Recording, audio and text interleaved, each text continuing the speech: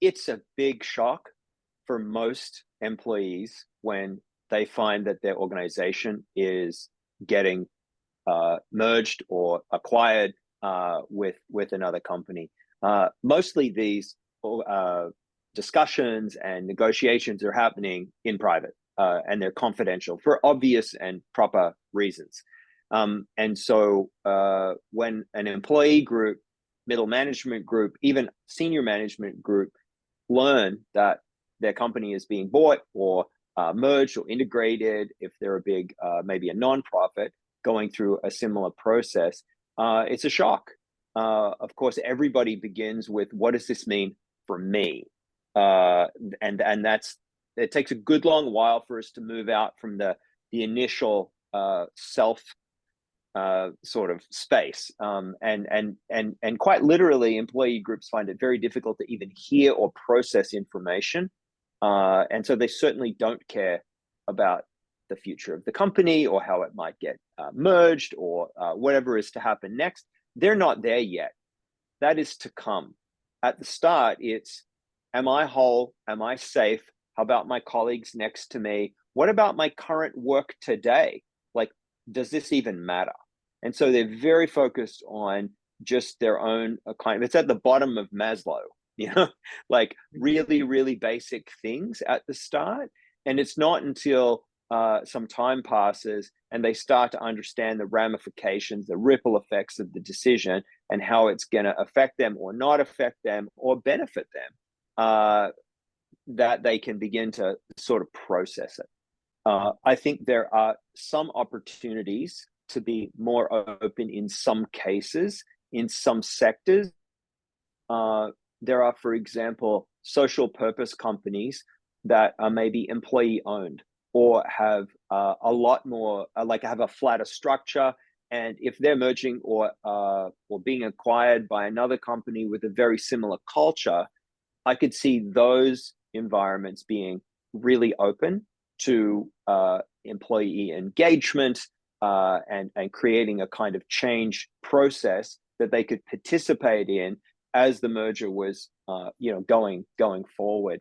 I'd say they'd be the exception as opposed to the rule. Under most circumstances, privately held companies are gonna keep that very, very tightly held and very confidential until the deal is done and they're ready to reveal it.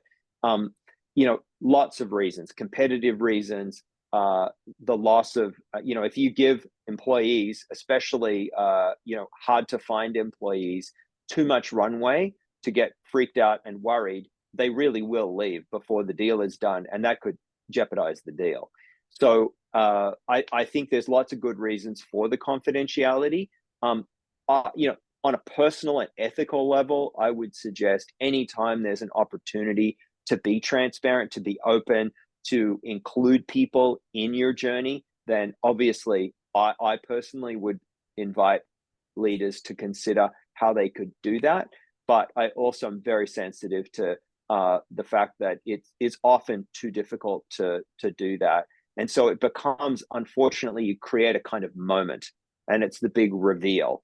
And then there's shockwaves on both sides. Often, one company is often larger than another, and or they're maybe adjacent in their, like verticals. And so, the contexts are really, really many and varied.